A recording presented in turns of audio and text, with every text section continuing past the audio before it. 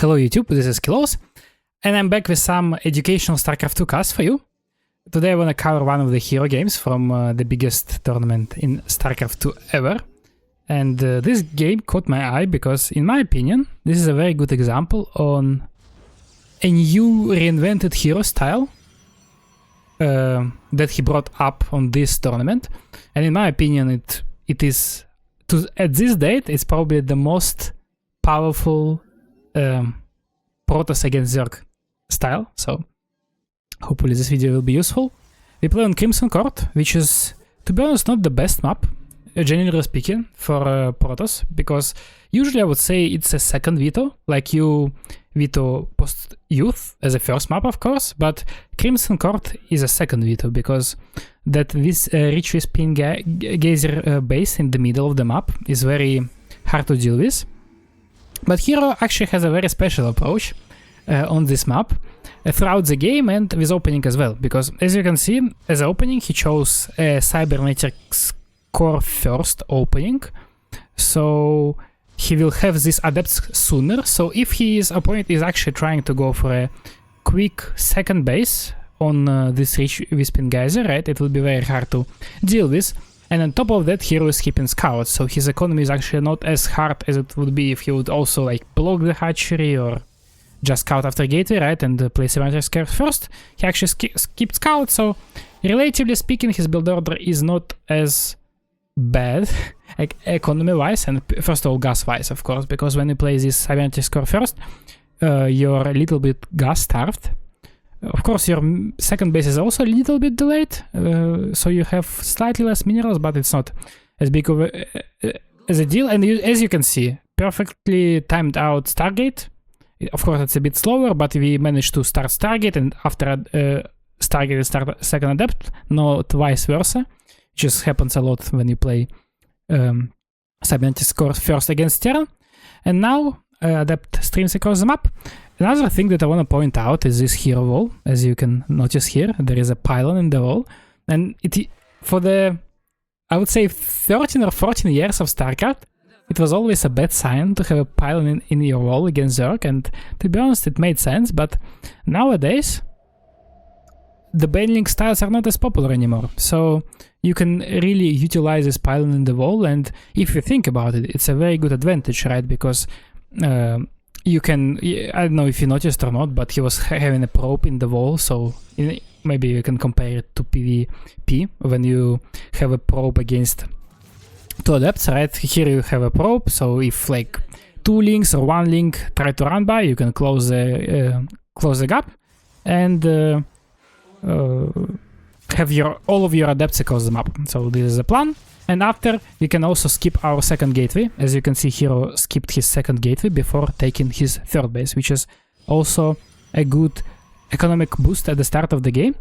So now Hero scouted everything, didn't really get much damage done.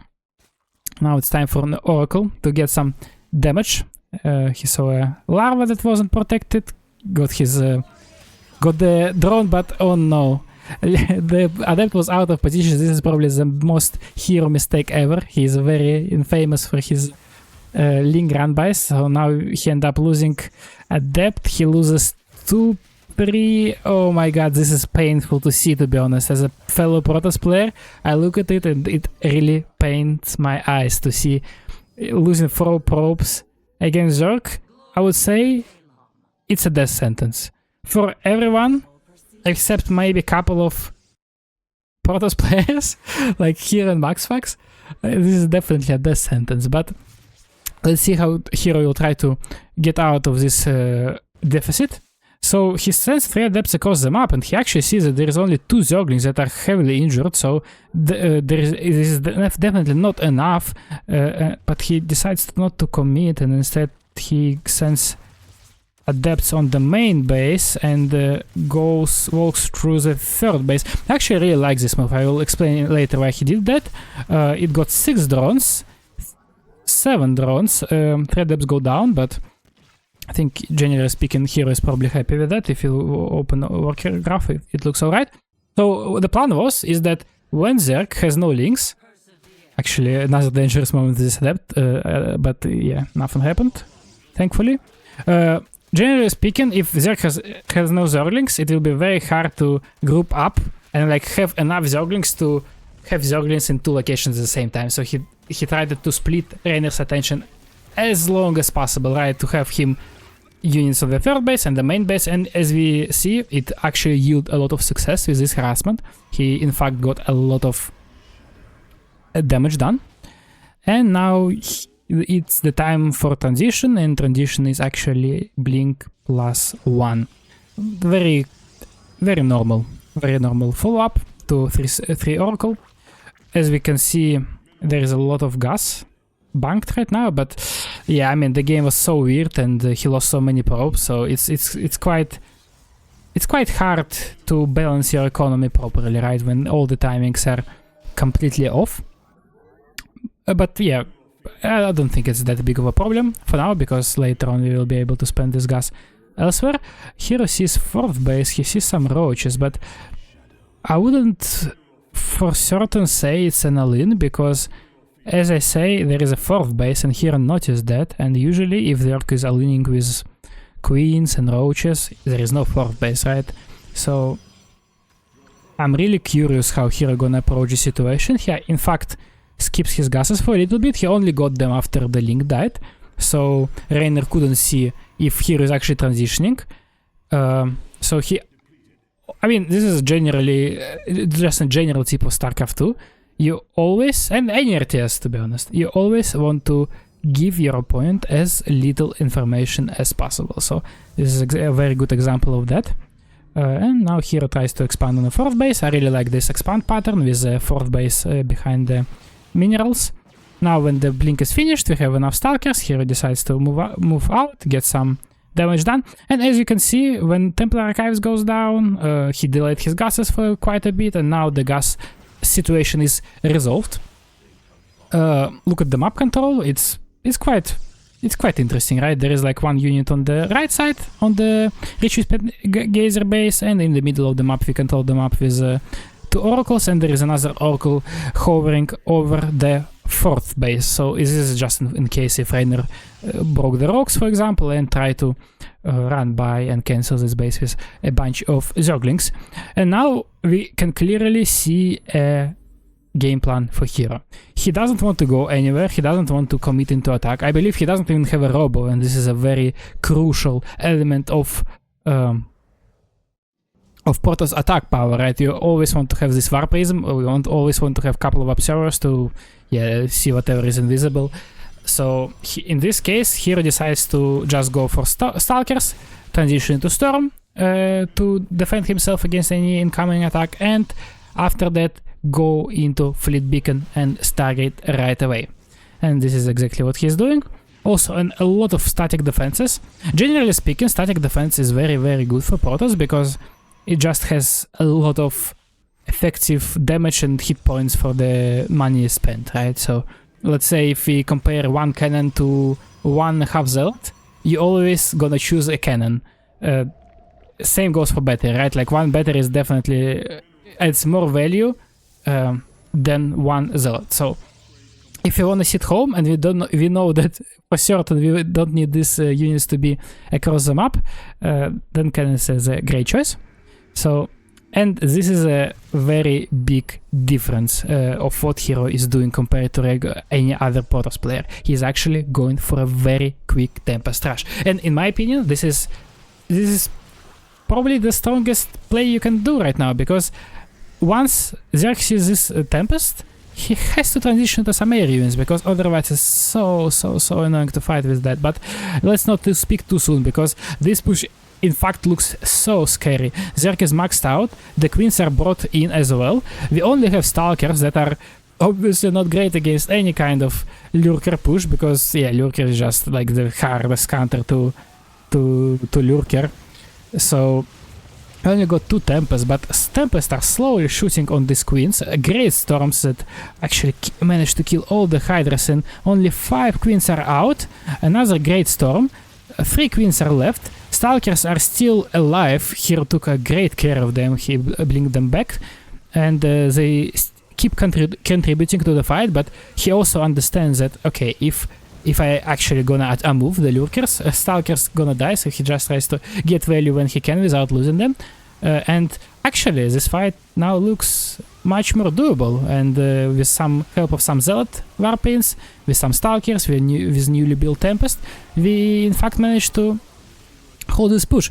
One thing that I want to point out, it definitely wouldn't be possible without all of these static defenses that Hero built early on, because like his army by any means can fight into lurkers, but what it can do, it can chip out expensive units and anti-air of Zerg over time, as long as you don't die against like a big lurker burrow in your face, right? And if you want to prevent that, Storm is your friend and Cannon is your friend. So now Hero definitely feels much more comfortable, because he actually managed to solve this crisis with so little forces, and now his army is so powerful, and he has many Tempests. And in fact, for Zerg, it's so hard to transition into proper army now, because first of all, you need Corruptors. Corruptors are expensive gas-wise, right? Because you obviously don't want to fight against Tempest with Hydras, because if you are in like Diamond, sure, you can always like go on top of your opponent, like surround him, but trust me, any Grandmaster Protoss would just have Revelation on your Hydras and kite you forever with these High Templars and Tempest. So you really want to have this Corruptor Ball. And on top of that, you definitely need something to deal with the units on the ground. And in this case, this is going to be Lurkers, because Lurker attack was something that Rainer went for. Like, we don't have any like melee upgrades for Ultras, for example, so we really have to keep committing into Lurkers. So now it's a very challenging situation for Rainer, in fact, because it's so hard to balance your balance out your army properly, especially in the situation when all of the Tempests of Hero survived. So now they stream across the map. We have Observer, we have some Stalkers. I really like how careful Hero is with his army. As you can see, he didn't spend any units for no reason, right? Like, he was always so careful, always trying to get some value out. He didn't even do a single run by in this game, and I'm not even sure if he has a Prism. Let's check. Okay, Robo is done, but there is only one Observer on the field. So yeah, Hero didn't try to harass at all. He was just trying to make sure his opponent is doing something himself, and this is the case. This is the situation when this kind of style is so good. And now Hero gets some carriers out. To be honest, I'm not the biggest fan of carriers. I'm not sure if it's that necessary, but at the same time, we play against very Lurker-based opponent. We know that for certain. A very Hydra-based opponent, because yeah, he definitely has some Hydras at this moment. So maybe a couple of carriers won't be so bad.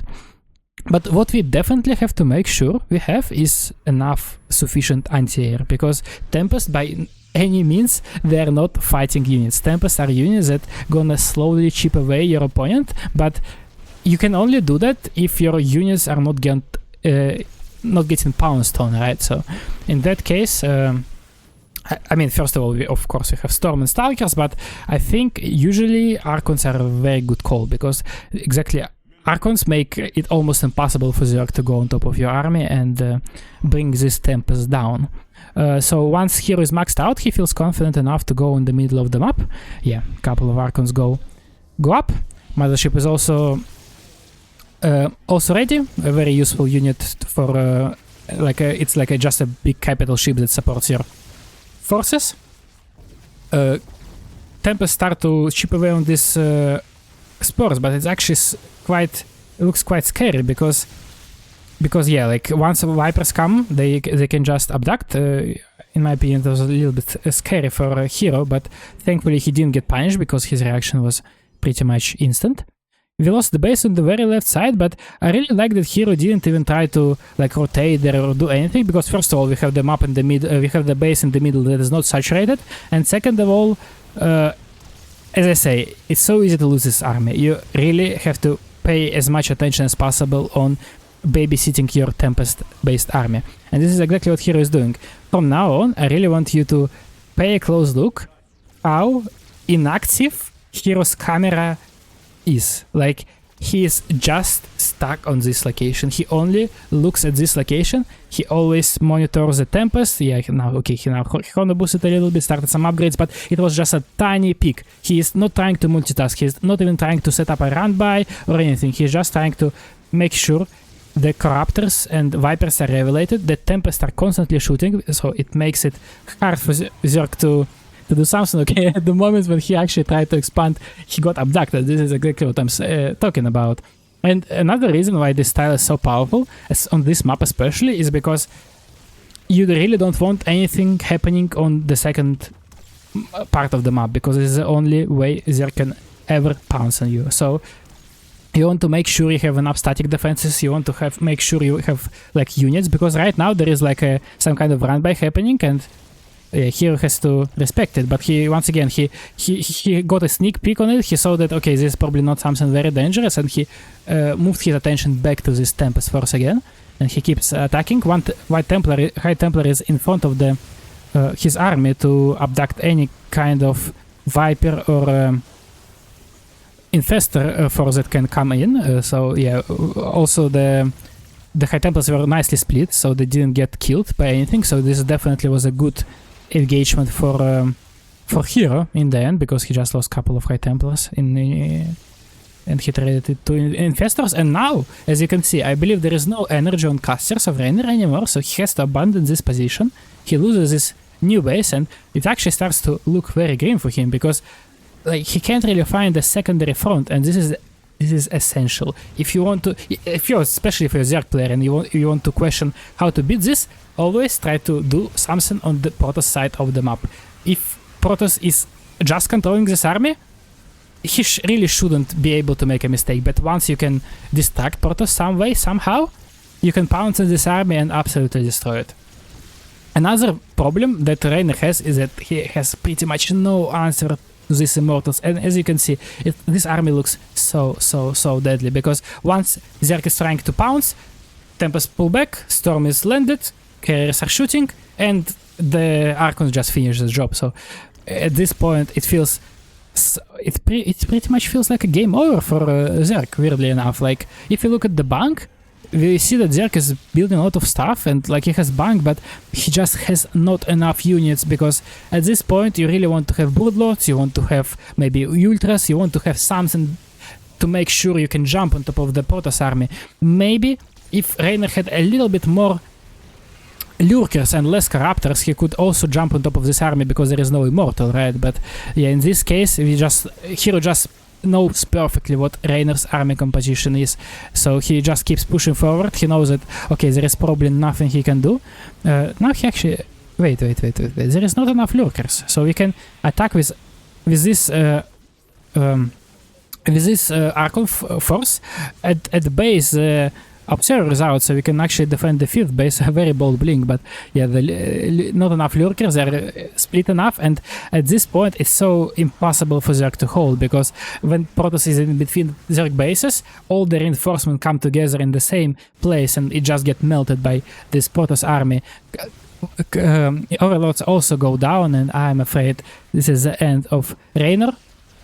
And I really want to know what you guys think about this style, because in my opinion this is the future of PvZ. Of course, there is a lot of things to optimize and improve, but the core concept of this kind of slow Tempest, fast Tempest style, I think it's very powerful. See you next time.